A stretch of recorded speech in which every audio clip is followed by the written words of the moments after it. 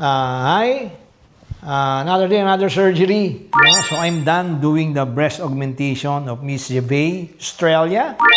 No? So first case for January, very challenging kaagad.